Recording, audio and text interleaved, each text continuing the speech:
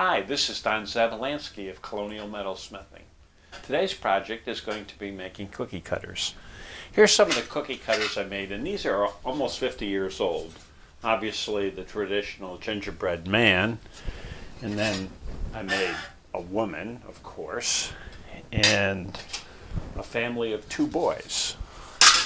So I put little hooks on these. These hang in our kitchen, and we use them from time to time to make these cookie cutters.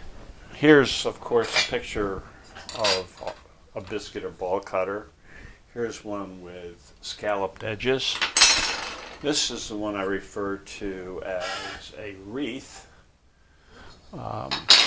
Obviously a star and a bell. Now the holes that you see inside are to push out the dough after you cut it. Sometimes it doesn't want to fall out, so this gives you a little mechanism to force it along. Now in this episode I've decided not to do the gingerbread cutters, and I can do those at a later date, but I've added a couple of more cutters to this and to make it more of a Christmassy theme. And this is a snowman, a candy cane, and a Christmas tree. And generally speaking, when I make cookie cutters, you need a pattern to bend them around unless they're extremely symmetric. So here's the pattern that I made 50 years ago for the bell. And actually I made it into a die so I could actually press it into this position. And then I made a star, and this is made out of high density epoxy plastic. So that's what we're going to do today. This is a sneak preview of the cookies and the cookie cutters. These cookies have been cut out and decorated by my 9 and 12-year-old granddaughters. We enjoy doing this around Christmas time frame. The cutters are made from Tinplate, which is steel covered with tin, and they hold up fairly well over time. So I'll cut up a few of these. The shear is already set at 3/4 of an inch. And as quick as you can blink an eye, I have 3 strips cut.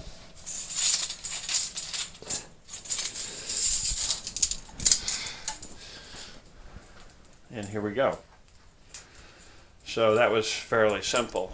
Now, for the back of the cookie cutters, I always put a back on them, and I do that for a couple of reasons. One, they hold their shape much better, and 2, if you want to hang them up, they look a lot nicer that way. Going up. Now I have a circle cutter that is a machine that I can use to cut out circles, but you know, on a one-off or a couple, this is okay. So there you go. There's a circle. Now, some of these, for example, a Christmas tree, the top, or the Santa Claus and the cane, or candy cane, will actually have a square back, and I will cut that out on the shear and fold it up. And here's a typical square back. This is for the Christmas tree. The bar folder is set at 1/8 of an inch. I bend it up and I set it down. Okay, and as you can see, we have a folded edge here. I'll fold the other edge.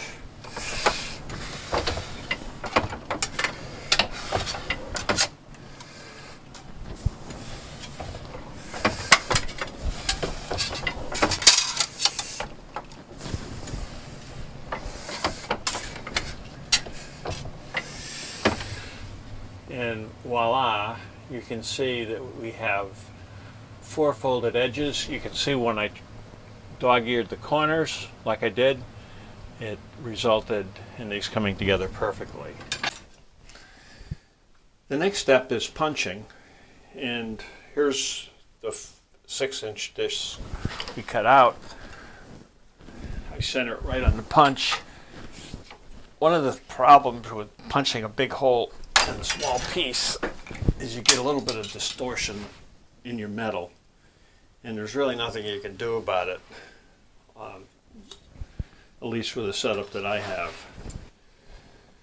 On the Wreath, I have the hole to knock out the centerpiece, but also I need to knock out the Wreath part, and this is a smaller, it's really a hand punch.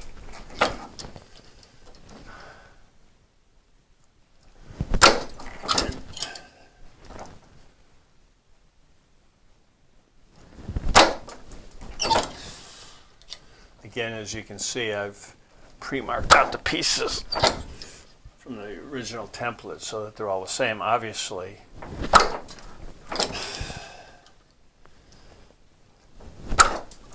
Okay, so that takes care of the punching operation. Let's move on to how we put the scallops in. Okay, this is a Pexto combination rotary machine, and these are edges that you can put the scallops in. They're actually used to do things like this, which is a candlestick holder. As you can see, it's been scalloped around. So what it does is it pulls metal in, so when it does that, it moves the metal up and creates this. We're just going to use it to make regular old scallops. Pretty straightforward process. Put the material in. I flip it around the other way. So that's all there is to making scallops. And I flip it around the other way just so that it's a little bit more symmetric.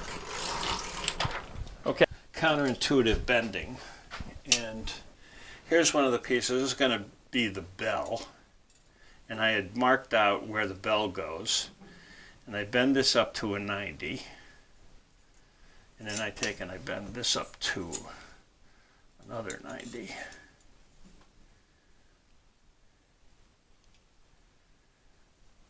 Okay, so now as you can see, I have basically a channel, and this dowel here is 3/8 of an inch. And what I do is I take and I position it over here, and I start bending it, trying to make sure I keep it symmetric. I'll flip it around.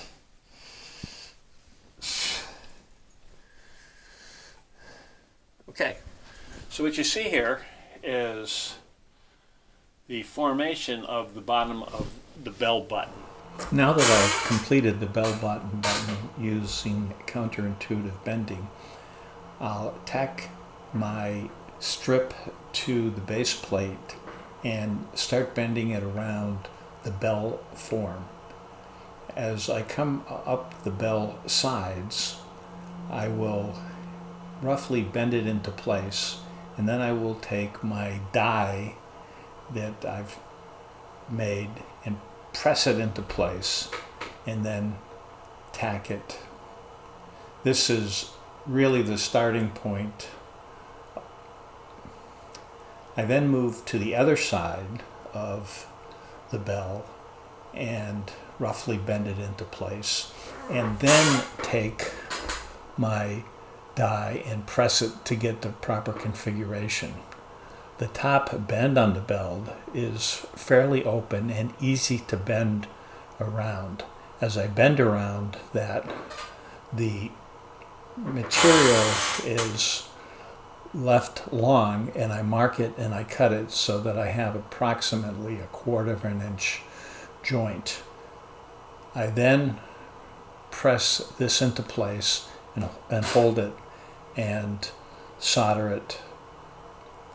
I also solder the lap joints. To complete the process, I solder completely around the metal stripping to attach it firmly to the base plate. This gives it a finished look. I'm using a 5-point star, and it takes 10 segments to make this star, all of equal distance. I have marked out the segments using a ruler, and I bend them up to the appropriate angle. This is going to be counterintuitive bending again, so that we have a nice creased joint on the inside part of the star. The point of the star, we will use the die to create the bend. The last bend is for the lap joint, which is approximately 1/4 inch. I will mark the layout of the star on the base plate so that I can maintain the holes to punch the dough out. And then I will put the first bend in the metal so that it goes around the point. I will use the die to do this, and as you can see, I'm positioning the bent metal around the star and putting it into place and pressing it down with the die. Now I have the first segment completed. I will tack that into place and then continue on with the bending and tacking until the star is completed, closing up the last joint. I then will take and completely solder out the star so that it has a finished appearance. And there you have it. The star is a geometric shape, and it's relatively easy to do the layout, where the snowman is not. The way I get the distance around the perimeter is by taking a piece of blue tape and wrapping it around the perimeter. I then take and mark where the bend points are going to be, and I also take the time to mark the left and right side so that I keep it in the right orientation when I solder it into place. I take and put the blue strip of tape on a piece of tin plate, and then I take the cutting edge of the tin plate that I'm going to use and mark it out with in place. And as you can see, the bends become very tight and they create a relative bend. Some of these will have to be tightened up later as we go along. As you can see, this is kind of an odd looking configuration. A marker. I take and put the bends, and the key is to start from the top and bend it around the snowman's head. Then I have to take and tighten up the bends around the arms because they're almost 180-degree bends with a very tight radius. But when I knew where these bend points would be, I take and position it again around the head to make sure that everything fits up properly.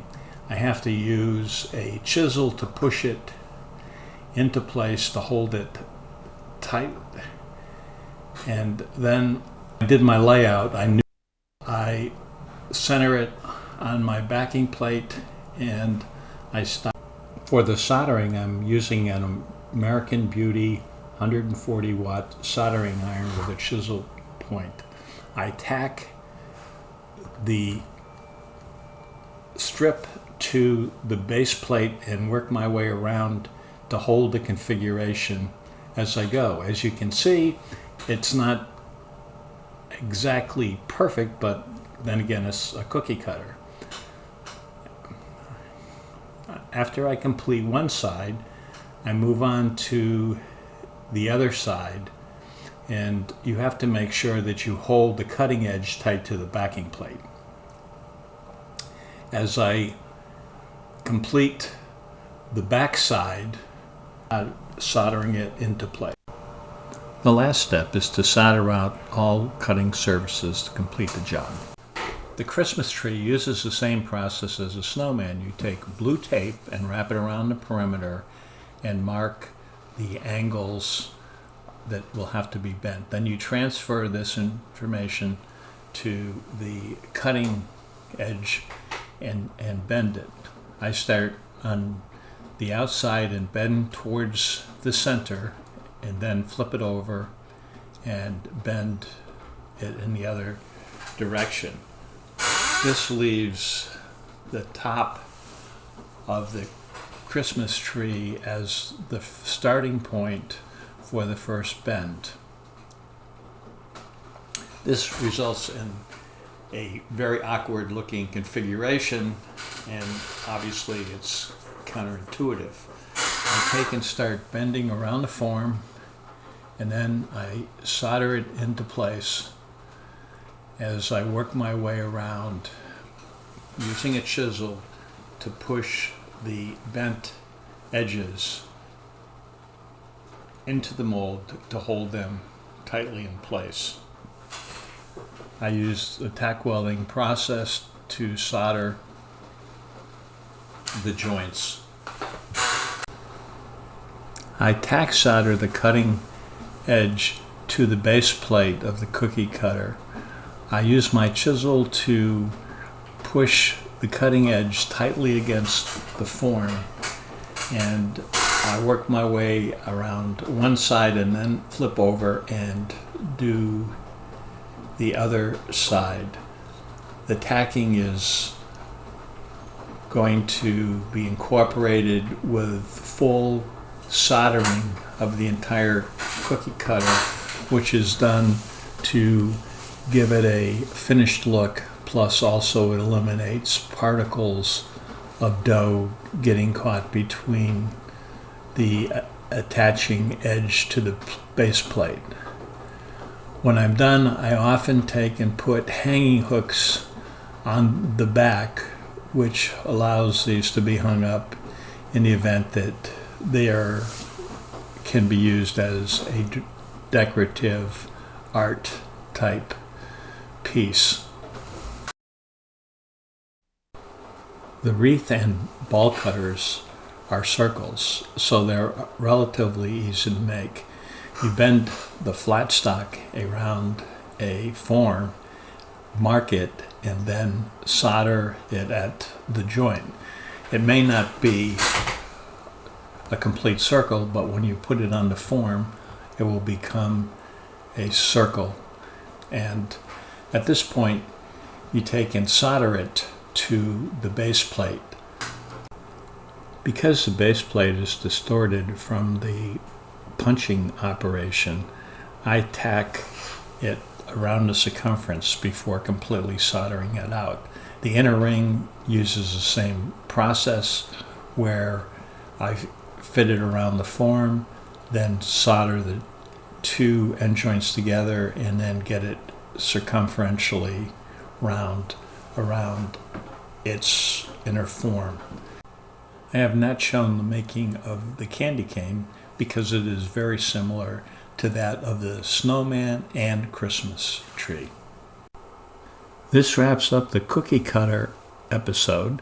The key to making cookie cutters is having a good pattern to wrap the metal around and come up with a bending pattern. So I'm looking forward to seeing you again on Colonial Metalsmithing, and I'll be coming up with another exciting episode. So until later, bye.